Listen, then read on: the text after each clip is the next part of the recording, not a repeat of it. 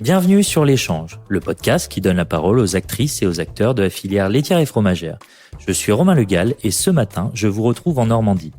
Pour entrer dans le sujet, je vous propose une citation de Léon-Paul Farge, qui décrit merveilleusement bien le fromage dont nous allons parler aujourd'hui. Le camembert, ce fromage qui fleure les pieds du bon Dieu. On va donc parler de camembert, mais plus particulièrement du camembert de Normandie AOP. Je me trouve au cœur du bocage normand, dans la Manche, à la fromagerie Réau, pour partager ce moment avec David Daubré. Bonjour David. Bonjour. Comment ça va David aujourd'hui ? Ça va et toi Romain ? Écoute, très bien, je suis très heureux d'être à la fromagerie Réau. David, partager un moment avec toi depuis le temps qu'on se connaît maintenant, quasiment c'est vrai. Presque une dizaine d'années. Oui. Incroyable. David, est-ce que tu pourrais te présenter en quelques mots ? Oui. Pour ceux qui ne te connaissent pas. Avec plaisir. David Daubré, j'ai 50 ans. Je suis fils d'agriculteur. Mes parents élevaient des vaches normandes pas très loin de l'Essé, à Coutances, à 20 minutes de l'Essé. Et marié, et 2 enfants qui sont dans le même métier que moi. J'ai réussi à leur céder ma passion fromagère. Et du coup, toi, ton parcours, t'as toujours voulu... Tes parents faisaient du fromage ou c'était uniquement des producteurs laitiers ? Uniquement, je dis uniquement, pas au terme péjoratif, ou t'as toujours voulu faire du fromage ?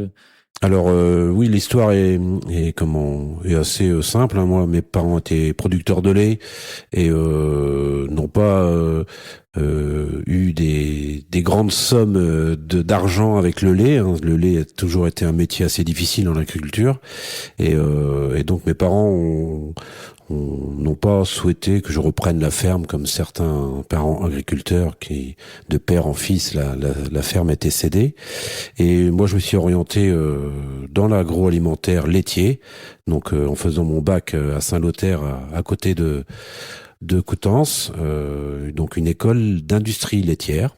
Et j'ai fait mon BTS ensuite dans une autre école d'industrie laitière à Poligny dans le Jura, où là-bas j'ai eu un super prof qui s'appelle Bernard Mietton, qui est décédé malheureusement, et qui m'a vraiment cédé la passion du fromage. Et du coup, revenir en Normandie, t'as produit d'autres fromages avant de revenir en Normandie ? Non, en fait, j'ai fabriqué principalement du camembert de Normandie depuis le début de ma carrière. Donc, j'ai travaillé juste après mon BTS, juste 2 mois à la ferme de Viltin, à Jouy-en-Josas, pour remplacer un fromager qui travaillait à la ferme.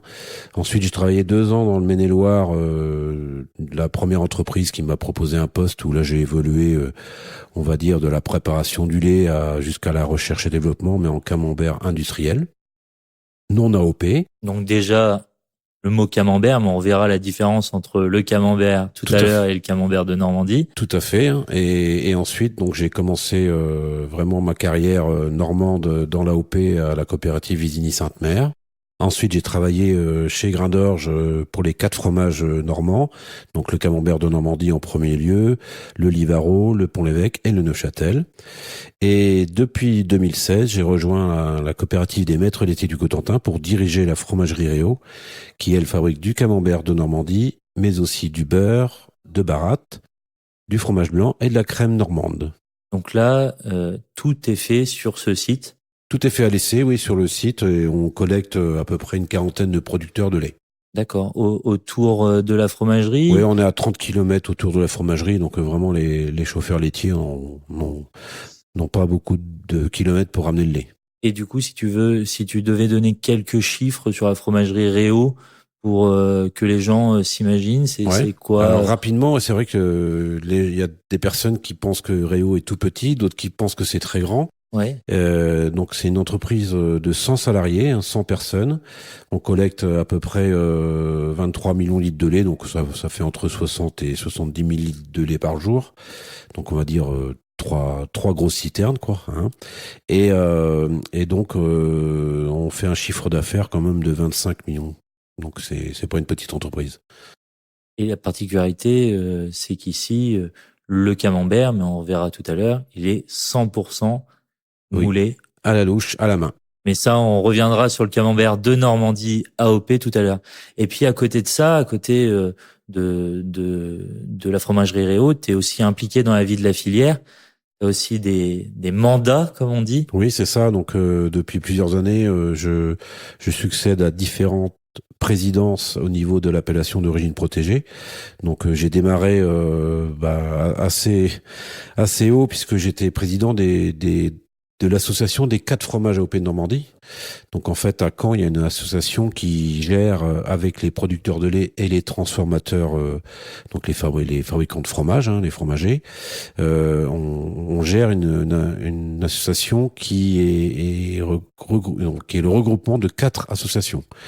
En fait, dans tous les fromages AOP et toutes les AOP en général, que ce soit des AOP laitières ou vinicoles ou d'autres, il y a toujours à la base une association qui va défendre l'appellation d'origine, défendre nos terroirs, défendre les recettes, aussi faire attention qu'il n'y ait pas de copie. Et on va aussi, selon les associations, essayer de faire de la recherche, trouver des choses pour améliorer le quotidien et la renommée du produit. Donc du coup, tu as eu la présidence des 4 AOP Oui. et maintenant tu as relâché... Voilà, j'ai relâché les 3 autres AOP pour m'occuper de l'AOP Camembert de Normandie. Ça tombe bien, c'est du fromage sur lequel on va échanger aujourd'hui. Tout à fait. Donc merci Monsieur le Président du coup. de rien. Si tu devais finalement nous parler de l'histoire, parce que c'est un peu une folle histoire, cette histoire du camembert, elle remonte pas à aujourd'hui ni à hier, comment tu pourrais nous expliquer cette histoire ? Alors l'histoire, il y en a toujours des histoires un peu farfelues dans les fromages. Un peu conter légende parfois. Voilà. Et donc là, l'histoire du camembert de Normandie, il a été certainement créé par Marie Harel, qui était sur la commune de Camembert et qui a recueilli un curé réfractaire pendant la Révolution française. Et donc ce curé venait de la zone du Brie-de-Meaux-Brie-de-Melun et dans les moules à Livaro lui a appris à faire, on va dire, une pâte molle à croûte fleurie à l'époque, qui était beaucoup plus colorée que notre camembert blanc actuel. Ça ressemblait, quand tu dis coloré, donc là on est dans les années 1791. C'est ça. Pour être précis. Oui. Et du coup, si tu dis coloré, c'était quoi coloré ? Moi, je pense que le camembert ressemblait plus à un Livaro qu'un camembert. Ah ouais, tu le voyais je plus. le vois vraiment plutôt orangé. Très orangé. Ouais, j'étais tombé. Noir. Ouais. D'accord, ouais, parce que j'étais tombé sur une nature morte où enfin pas une nature morte, mais une vieille peinture où il le mettait, ouais, ça faisait gris, gris orangé, bleuté. Voilà. Ok. Et donc après.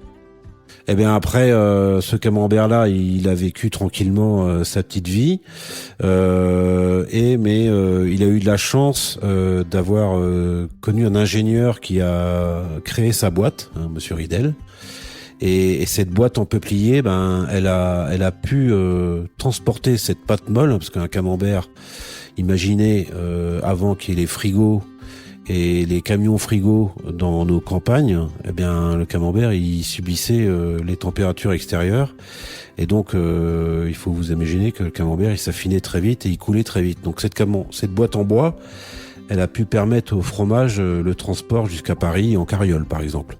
Et puis après il y a eu un tournant pour le camembert un peu grâce à une autre région. C'est-à-dire ?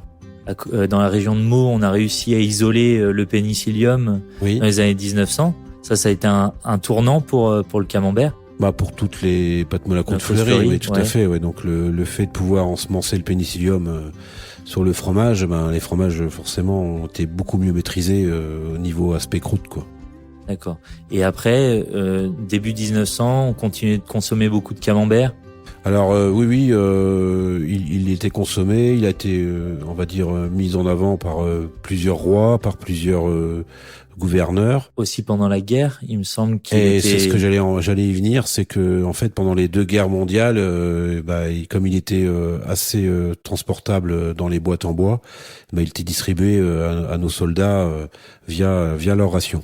On voit même des vieilles étiquettes de camembert avec des poilus dessus. Ah oui, tout à fait. Faut regarder un petit peu sur Internet ou au musée du camembert à Vimoutier. Il y a vraiment de nombreuses étiquettes qui font, on va dire, un petit clin d'œil à la guerre. Hein. C'est des étiquettes qui étaient faites pour la guerre et qui étaient un peu plus pour remonter le moral des soldats, parce que c'était assez joyeux alors que les soldats étaient pas dans la joie. Eux. Et puis après, on a voulu protéger le camembert. Oui. Alors bon, il y a eu différentes étapes. Hein. Je vais peut-être la brûler, mais donc le camembert, il a été reconnu en 1983 sous l'AOC, donc l'appellation d'origine contrôlée, qui s'est, on va dire, durci ou qui a été pris en main par l'Europe, où il est devenu AOP. Donc là, c'était en 96. Ouais, 96, c'est ça. Voilà. Donc, mais on va dire que avant ces années-là, le camembert s'est fait connaître grâce à la pasteurisation, puisque à l'heure d'aujourd'hui, on fabrique 10 fois plus de camembert non AOP, hein, on appelle le camembert industriel, et on a à peu près 60 000 tonnes de camembert pasteurisé fabriqués en France, alors qu'il n'y a que 6 000 tonnes de camembert AOP, donc camembert de Normandie au lait cru, hein, qui est fabriqué en France. Donc la pasteurisation, c'est venu dans quelles années? Bon, c'est l'après-guerre, hein, où la pasteurisation a démarré, et vraiment dans les années entre 1960 et 1975, où la pasteurisation est devenue quelque chose de très standardisé dans de nombreuses entreprises, et qui ont permis à la France de vendre beaucoup de produits pasteurisés en France, mais surtout l'export. Et du coup, maintenant, si on revient sur le camembert de Normandie AOP, oui. Comment tu pourrais le décrire? Déjà, à quoi il ressemble? Oui, alors contrairement au camembert industriel, le camembert AOP, il va être un petit peu ondulé. On dit qu'il a une légère peau de crapaud. Donc ça, c'est le fait qu'il soit moulé à la louche à la main. Il est beaucoup moins cylindrique qu'un camembert normal. Et donc, comme il est moulé à la louche, on va avoir aussi pour les spécialistes, quand on coupe le camembert, on va deviner les louches lorsqu'il est assez jeune.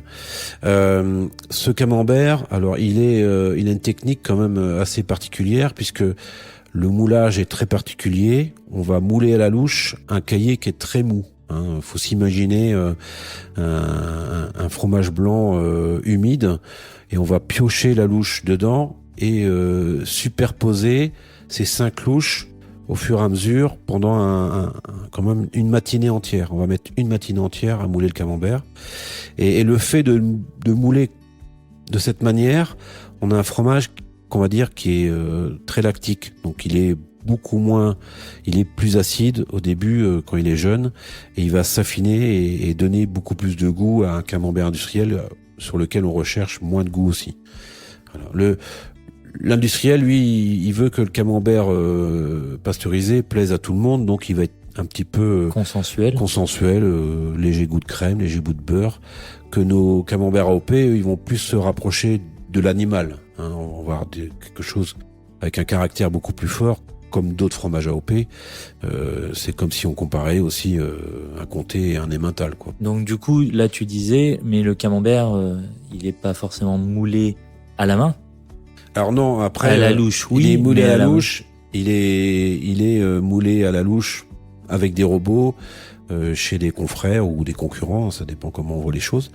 Et donc ce moulage robotisé va reproduire le geste de l'homme, mais forcément avec un petit peu moins de rêve, un peu moins aussi de personnel, hein, parce que pour moi l'appellation d'origine protégée, elle conserve la tradition, et elle doit aussi, si c'est pas trop difficile, conserver l'emploi. Si on a décidé de protéger un produit, c'est pour qu'il reste local et que on conserve les emplois aussi et la tradition. Donc là, t'es déjà commencé à rentrer dans la fabrication, mais si on revient un petit peu en avant, le camembert de Normandie AOP sera forcément au lait cru? Oui. On a un cahier des charges qui est très complexe, qui démarre à la production laitière, c'est-à-dire que nos producteurs de lait ont principalement des races normandes dans leur troupeau. Et dans l'AOP, c'est minimum 50% de races normandes. Et chez Réo, on va être à 100% d'ici 2 ans. On est à 90% déjà maintenant. Et ces producteurs de lait qui aiment la race normande sont obligés de faire pâturer leurs vaches dans les champs pendant 6 mois. Mais ça, c'est le minimum. Ça, c'est le minimum. Nous, dans la Manche, on a énormément de chance d'être auprès de la mer, donc on a un climat qui est humide, mais qui est tempéré. C'est-à-dire que 10 degrés toute l'année. Il fait t'exagères, même si il y a le réchauffement de la planète, hein, il fait presque 20 degrés chez nous. Donc non, mais c'est vrai que le fait d'être à 5 km de la mer, la neige, elle reste très peu de temps, hein, c'est quelques heures depuis quelques années. Et le gel est là aussi rarement. Par contre, l'été, c'est pareil, il fait pas très très chaud non plus. On n'est pas envahi de touristes, donc les vaches peuvent brouter de l'herbe comme cette année en 2024. On a commencé à les mettre dans les champs au mois de mars et elles vont finir au mois de novembre parce que là on a de l'eau depuis tous les mois, donc on peut subir quelquefois une petite sécheresse, mais qui a rien à voir avec le sud de la France. Mais on a vraiment un climat tempéré qui est fait pour les vaches normandes, les vaches laitières. Donc vraiment une zone qui est faite pour la production du lait de toute façon. On a régulièrement, il fait toujours beau entre deux averses chez nous. Donc on a régulièrement de l'eau qui fait pousser de l'herbe bien grasse. On a la chance d'avoir cette race de vache qui non seulement produit beaucoup de lait, mais qui est aussi viandarde. Donc une race mixte. Une race mixte qui peut très bien nous fournir du bon lait pendant quelques années et finir en côte de bœuf sur le barbecue. Sans aucun souci. Voilà. Donc après, du coup, là, on a parlé du moulage du camembert. Une fois que ce camembert, il est moulé. Oui, eh bien, le fromage va subir un affinage très court. Hein, c'est une pâte molle. Donc on est sur quelques semaines d'affinage au total. Hein, c'est pas un comté qui va avoir 18-24 mois. Donc le camembert, il est salé le lendemain de la fabrication. Donc on va saler le camembert à J+1, comme on appelle ça. Uniquement au sel sec. Voilà, ça fait partie aussi du cahier des charges. Hein, c'est du salage à sec au sel fin. Un sel qui est même mesuré au micron, hein, puisque le sel doit mesurer entre 200 et 400 microns de diamètre. Donc vous voyez, c'est vraiment un sel très fin. Et donc ce camembert est salé le lendemain du moulage et il va subir un affinage de 14 jours avant d'être emballé. Donc c'est vraiment 2 semaines, vous pouvez vous imaginer un fromage qui est tout jaune au début et qui va devenir tout blanc en 13 jours. Avec finalement ce pénicillium. Donc ce pénicillium et ce géotrichum, hein, c'est toujours les deux. Alors attention, les deux souches. Donc si on prend, parce que à chaque fois, donc le pénicillium camemberti, oui, qu'on peut appeler aussi pénicillium glaucome. Candidum, ouais. Donc, il y a différents. Alors j'ai perdu le nom, mais comme dit mes collègues de l'université de Caen, les professeurs qui sont spécialisés dans tout ce qui est moisissure, levure et bactéries. En fait, les noms changent au fur et à mesure des siècles, de même des dizaines d'années, je veux dire, parce que moi, quand j'ai fait les études, c'était Penicillium candidum ou Penicillium camemberti. Mais alors maintenant, il y a énormément de noms qui sont en fonction des souches. En fonction voilà, on a l'impression que c'est les profs de latin qui se font plaisir, quoi. Bon, bref. Et donc du coup, sur le camembert, pénicillium camemberti, voilà, et géotrichum. Ouais, alors géotrichum candidum, hein, c'est ce que j'ai appris à l'école. Et donc, c'est ces deux souches, ces deux moisissures en fait qui se complètent. Ce géotrichum, si tu devais donner une différence entre les deux. Alors géotrichum, c'est ce que vous allez voir sur les fromages de chèvre qui ondulent. Souvent, on appelle une fleur ça plus rase finalement. Voilà, c'est une moisissure qui est un peu grasse quand on appuie dessus, le fromage glisse. Alors que le pénicillium, c'est vraiment la moisissure très blanche qui va venir croûter le fromage, quoi. Et vraiment couvrir. Couvrir vraiment de blanc le camembert. Ok. Et donc du coup, emballé 14 jours après. On emballe le camembert au 14e jour en général. Hein. Il peut être emballé entre le 13e et le 16e jour. Selon le choix du fromager. Et ensuite, il va subir au minimum une dernière semaine d'affinage avant d'être vendu au consommateur. Dans le cahier des charges, on doit vendre le camembert à partir du 22e jour. On n'a pas le droit de le vendre avant. Il peut expédier quelques jours avant, mais le commercial, le vendeur doit le vendre à partir du 22e jour. Et en général, on lui donne 4 semaines d'affinage après l'emballage. C'est-à-dire que au 22e jour, on dit que c'est l'affinage numéro 1. Une semaine après, c'est l'affinage numéro 2. Encore une semaine après, numéro 3. Alors, du Tout coup, ça, faut vous imaginer, à chaque affinage, il y a le cœur crayeux qui diminue d'un quart. D'accord, donc c'est là où on parle quart affiné, demi-affiné. Et jusqu'aux 3 quarts affiné et affiné. Affiné. Donc si c'est affiné, 100% de crème, Voilà. plus de cœur crayeux. C'est Par 100% contre, onctueux. un quart affiné, c'est Un léger fil blanc, quoi. un quart affiné, c'est 3 quarts de crayeux, un quart de crème. Et c'est ça. Et du coup, ça vous permet de là comprendre comment ça s'affine de l'extérieur vers l'intérieur. Exactement. En fait, les moisissures, donc que j'ai citées tout à l'heure, le pénicillium et le géotrichum, en fait, ils produisent des enzymes qui va venir affiner le fromage, tout simplement. Consommer finalement. Voilà, ça va consommer les protéines du fromage et le crayeux, la craie, le plâtre va se transformer en onctueux. On n'a pas forcément parlé, mais au début, quand on a parlé du lait, on peut reconnaître aussi les camemberts à leur terroir. Oui. Puisque la zone d'appellation, elle couvre quoi comme département ? Alors la zone d'appellation du camembert, elle couvre les 3 départements bas normands, historiquement. Donc la Manche, le Calvados, l'Orne et quelques départements de l'Eure. Pratiquement la même zone d'appellation que le Pont-l'Évêque. Le Pont-l'Évêque est un tout petit peu plus grand, il y a un peu plus de départements de l'Eure. Voilà, donc pour ces 2 AOP qui partagent vraiment la même zone géographique. Et en aparté, on a 2 autres appellations normandes qui sont autour de Livarot pour Livarot et autour de Neuchâtel pour Neuchâtel. Et du coup, le lien, parce que la fromagerie Réau, vous faites du coup du camembert de Normandie AOP, oui. Mais vous faites aussi du beurre et de la crème. C'est quoi le lien dans l'histoire entre ces 3 produits ?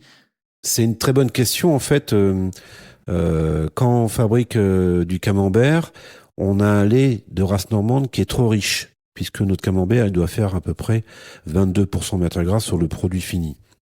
Et comme le lait est pratiquement un tiers trop riche en matière grasse, on va toujours enlever de la crème du lait pour fabriquer le camembert. Et avec cette crème, soit on fait du beurre, soit on fait de la crème normande.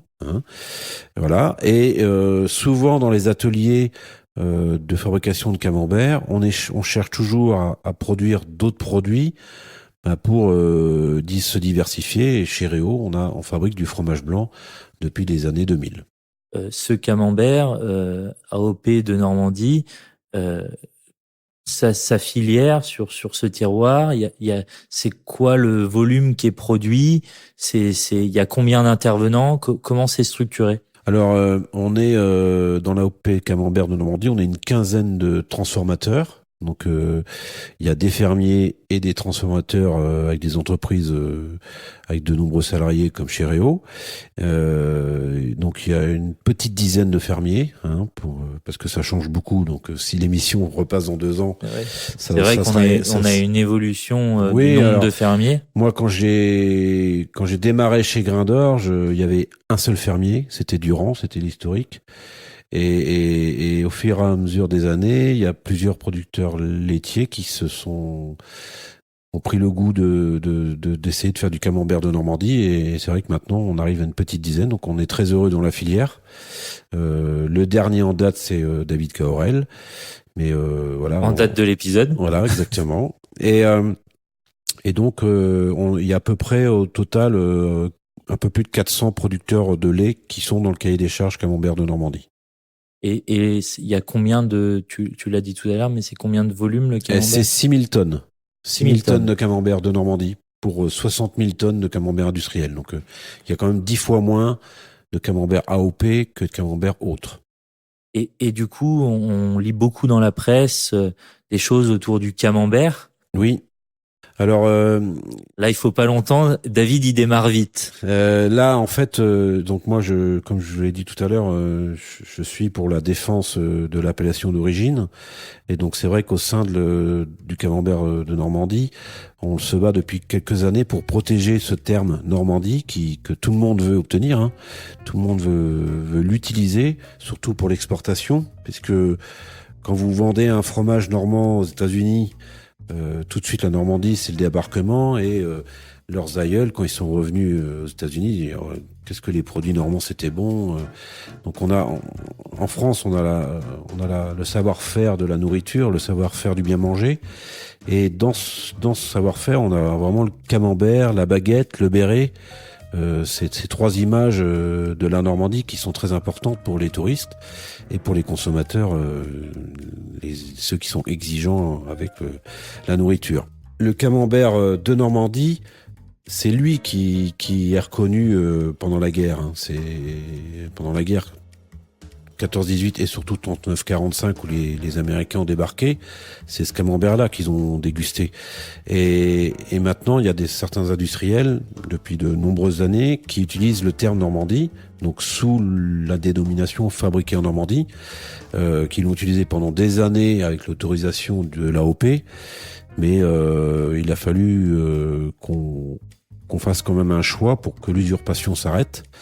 Et ce choix, il a été proposé il y a plusieurs années au camembert fabriqué en Normandie pour faire une grande AOP et ça s'est pas fait. Et comme ça s'est pas fait, ben maintenant on demande que le mot Normandie soit réservé que à l'appellation d'origine. Et en fait, on a plusieurs transformateurs qui ont arrêté d'utiliser ce terme fabriqué en Normandie, mais pour pas le nommer, la marque Président, gérée par Lactalis, garde ce terme fabriqué en Normandie sur son camembert. Et donc là, on est un petit peu en attente de décision de justice finale pour qu'il soit dans l'obligation d'enlever ce terme-là. Et il y a aussi la deuxième bataille sur le lait cru.